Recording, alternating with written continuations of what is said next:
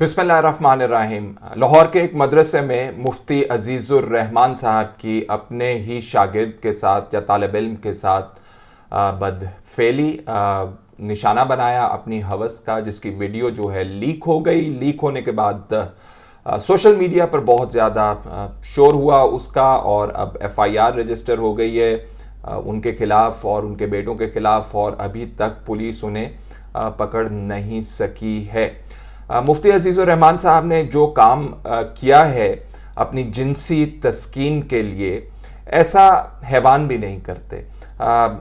गधे, कुत्ते, मेरा ख्याल है उनकी यहाँ पे मिसाल देना ही गलत है, लेकिन एक कंपैरिजन भी मेरा ख्याल है गलत है, लेकिन फिर भी बात करने के लिए मिसाल के तौर पर आप उनको भी कभी ऐसे फेल में मुलव्विस नहीं पाएंगे जो अजीज़ुर रहमान साहब, मैं उनको अब मुफ्ती के लफ्ज़ से मुखातिब नहीं करूँगा, अजीज़ुर रहमान साहब ने किया।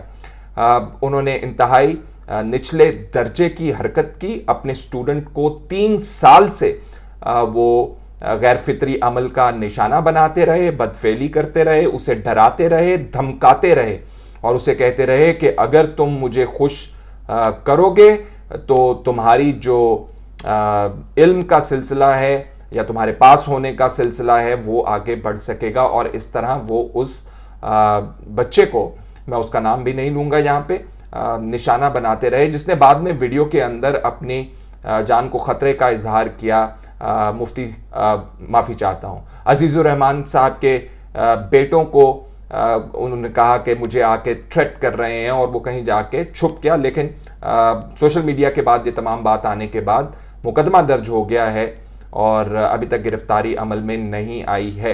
ये जमीयत उलमा इस्लाम फ़े के लाहौर में नायब अमीर भी हैं, और एक शोर-ओ-गौगा है कि जमीयत उलमा इस्लाम की तरफ से भी इस हवाले से कोई मज़म्मत नहीं की गई, और जिस मदरसे के अंदर ये तालीम दे रहे थे वहाँ से भी उन्होंने इनको रुखसत करने में ही आफियत जानी, और इनके खिलाफ उन्होंने एफआईआर रजिस्टर नहीं कराई, जो कि बाद में रजिस्टर हुई। मीडिया के अंदर भी ये खबर अब आहिस्ता आहिस्ता आने लगी है, पहले ये इसका जिक्र नहीं हो रहा था।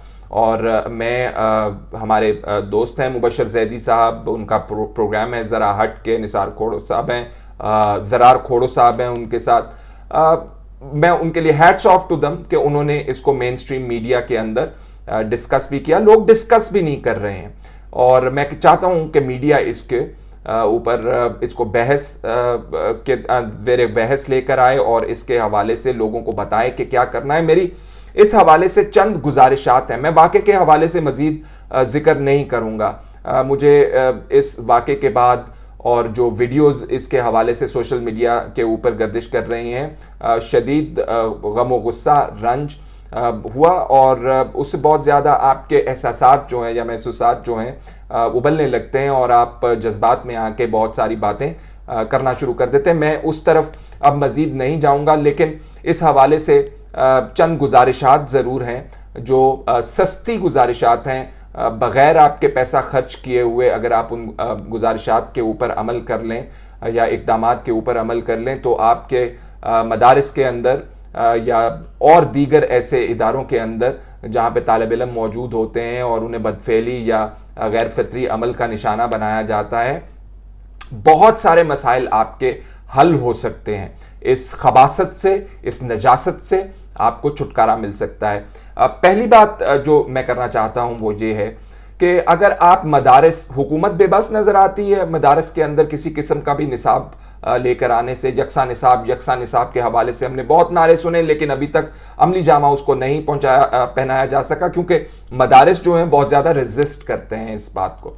तो पहली बात तो ये है कि बग़ैर निसाब की तब्दीली के आप निसाब के अंदर एक बाब शामिल कर दीजिए, या वो बाब भी ना हो, वो एक रेगुलेशन या रूल के हवाले से हुकूमत की तरफ से मदारिस को दिया जाना चाहिए, और मदारिस को वो खुशी खुशी अपनाना चाहिए, क्योंकि ये वाक़या पहली दफ़ा नहीं हुआ है। अगर आप मीडिया के अंदर ख़बरों की तलाश शुरू करें इस हवाले से तो आपको सैकड़ों ख़बरें मिलेंगी। आप ऑर्गेनाइजेशंस की रिपोर्ट्स इसके ऊपर जो मुरतब की गई हैं, साहिल जैसी ऑर्गेनाइजेशंस की, आप हैरान और परेशान हो जाएंगे कि किस हद तक मदारिस से हट के भी ये वाक़यात जो हैं कितना गहरा एक सोसाइटी का और कितना अलमनाक और खौफनाक एक अमल जो है सोसाइटी के अंदर मौजूद है, जिसको दूर करने की ज़रूरत है। तो पहली गुजारिश ये है कि हुकूमत इनके साथ बातचीत करे, मदारिस को ये बनाए या वफाकुल मदारिस वाले खुद बैठें, खुदा के लिए मजीद छुपाना इसको बंद करें। आप इसके हवाले से जब तक बातचीत नहीं करेंगे तो तमाम मदारिस गंदे होते रहेंगे। एक रूल और रेगुलेशन अपनाइए कि उस्ताद और तालिब इल्म के आपस के जो मामलात हैं वो किस तरह होंगे। एक तालिब इल्म को एक उस्ताद क्या बात कर सकता है, एक तालिब इल्म जो है अगर उस्ताद उसे गैर फितरी तरीके से रागिब करने की कोशिश करता है, हाथ छूने की कोशिश करता है, तो तालिब इल्म को पता होना चाहिए कि उसने इस हवाले से क्या करना है। आप इस हवाले से मदारिस के अंदर ही एक शिकायत का निज़ाम कायम कर दीजिए, और अगर वो शिकायत भी हल नहीं होती है तो फिर आप स्टूडेंट्स को बताइए, तालिब इल्मों को बताइए कि अगर आपके साथ कोई गैर फितरी अमल करना चाहता है और आपको रागिब कर रहा है तो आपने क्या क्या एवेन्यूज अपनानी है, इसके ऊपर बैठ के डिटेल डिस्कशन करके आप ये इंट्रोड्यूस करवा सकते हैं। ये निसाब के अंदर तब्दीली नहीं है। दूसरी बात, हुकूमत को चाहिए, आपने तमाम सूबों के अंदर चाइल्ड प्रोटेक्शन ब्यूरोज जो हैं वो खोल रखे हुए हैं। पंजाब के अंदर हमें मालूम है, उनकी तरफ से आप किसी साइकोलॉजिस्ट को है भिजवाइए मदारिस के अंदर, माहाना आप जो है इसकी इंस्पेक्शन करवाइए, वहां पे साइकोलॉजिस्ट से या प्रोफेशनल से स्टूडेंट्स का इंटरेक्शन करवाइए। आप उनसे बातचीत कीजिए, उनसे पूछिए ऐसे सवालात जिनसे उनके जहन की अक्कासी हो सके, किस फ्रेम ऑफ माइंड के अंदर वो वहां पे बैठे हुए हैं, किस किस्म के हालात वहां पे मौजूद हैं, क्या उनको कोई तंग कर रहा है, नहीं तंग कर रहा। रिपोर्ट्स इस हवाले से मुरतब होनी चाहिए, और वो रिपोर्ट्स मुरतब होके या आप चाइल्ड प्रोटेक्शन ब्यूरोज के हवाले कीजिए, मुकामी पुलिस स्टेशन के हवाले कीजिए, चाइल्ड प्रोटेक्शन ब्यूरोज के हवाले कीजिए, या वफाकी लेवल के ऊपर इंटीरियर मिनिस्ट्रीज को वो रिपोर्ट भिजवाएं। और अगर आपको सस्पेशन इसके अंदर मालूम होता है, I know psychologists are very good at guessing it, वो मालूम कर सकते हैं कि क्या हो रहा है क्या नहीं हो रहा, रिपोर्ट्स मुरतब करवानी चाहिए। तीसरी अहम बात यह है कि जो बच्चे जो हैं इस गैर फितरी अमल का शिकार हो जाते हैं, उन्हें मुआशरे का जिम्मेदार फर्द दोबारा बनाने के लिए उनकी काउंसलिंग होनी चाहिए, उनकी थेरेपी होनी चाहिए, और ये हुकूमत का काम होना चाहिए। मैं ये क्यों कह रहा हूं, मैं ये इसलिए कह रहा हूं कि जब मोटरवे जैसे मामलात जो हैं उभर कर सामने आते हैं और तमाम लोग शशोपंज हो जाते हैं उसके ऊपर, और वो स्कैंडल जो है इस तरह का लोग उसके ऊपर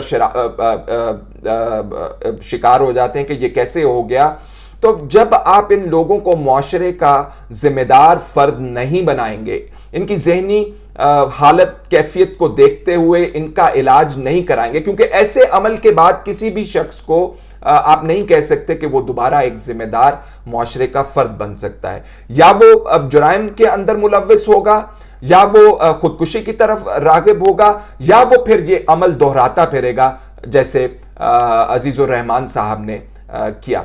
चौथी बात यह है कि वालिदैन को आप ये समझाइए कि औलाद, बच्चे जो हैं वो अल्लाह ताला की बहुत बड़ी नेमत और तोहफा हैं।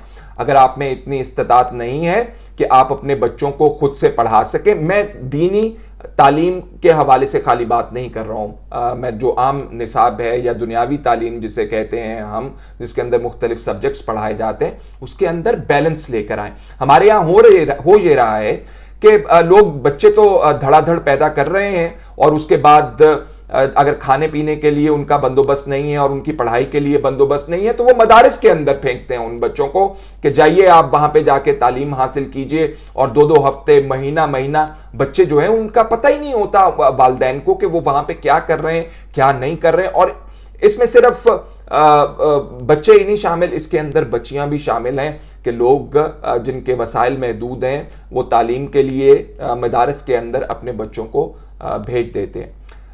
पांचवीं, बड़े अदब के साथ, एहतराम के साथ हाथ जोड़ के इस रियासत और इस हुकूमत से गुजारिश करते हैं कि आप इस मुल्क की आवाम को अब माफ़ कर दें। आप ठंडे कमरों के अंदर, एसियों वाले कमरों के अंदर बैठ के इस मुल्क के बजट और इस मुल्क के कवानीन के बारे में आप गुफ्तगू करते हैं, दस्तो गिरेबान होते हैं, गालियां देते हैं एक दूसरे को, आपकी एक दूसरे से बन नहीं सकती। और आपकी अपनी हालत अगर आप देखें तो आपके पास ना वसाइल की कमी है ना किसी और चीज़ की कमी है। शाहाना आप लोगों के अंदाज हैं और आप अल्लाह ताला का शुक्र अदा करें कि इस अवाम ने अभी तक आपको इजाज़त दे रखी है कि आप वो शाहाना जो अपना लाइफस्टाइल है उसको बरकरार रखें।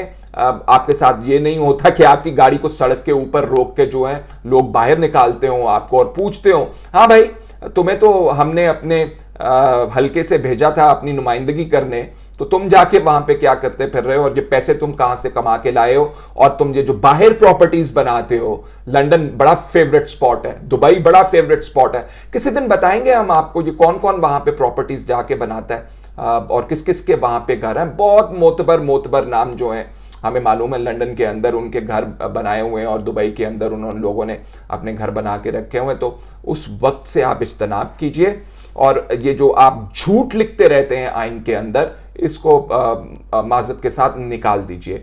ये जो आप आर्टिकल 25A आपने इंट्रोड्यूस करवाया आइन के अंदर और इसमें आपने कहा कि 5 साल से लेके 16 साल के बच्चों को रियासत जो है कंपल्सरी एजुकेशन देगी, कंपल्सरी तालीम देगी। किधर है वो कंपल्सरी तालीम? कौन से स्कूलों के अंदर आप लोगों के बच्चों को 5 साल से लेकर 16 साल तक के बच्चों को आप मुफ्त तालीम दे रहे हैं? बताइए। क्योंकि ये जिम्मेदारी हुकूमत ने नहीं बेड़ा उठा रखा हुआ। आइन के तहत जो जिम्मेदारियों का तयन किया जाता है तो उसमें रियासत के वो इदारे जो अवाम के हुकूक का तहफ़्फ़ुज़ भी कर रहे होते हैं, उनकी जिम्मेदारी भी बन जाती है कि वो उन हुकूक की अमलदारी जो है वो यकीनी बनाए। मैं अदलिया की बात कर रहा हूं जो कि मुहाफिज हैं इस कॉन्स्टिट्यूशन के। दूसरी तरफ देखना शुरू कर देते हैं आप, इस किस्म का कोई वाकया आपके सामने आ जाए, शर्म से आप आंखें नहीं मिला सकते हैं दूसरों से। खत्म हो गया है वो वक्त। आप ये बात कीजिए, इस बात के हवाले से जो जो मसाइल आपको दरपेश हैं उनको आप आंखों में आंखें डाल के हल करें, वरना आप इस बीमार माशरे का हिस्सा ऑलरेडी हैं। आपको भी काफ़ी बीमारियां लाहक हैं, वो मज़ीद बीमारियां बढ़ती जाएंगी। फैसल शकील को इजाज़त दीजिए। अल्लाह हाफ़िज़।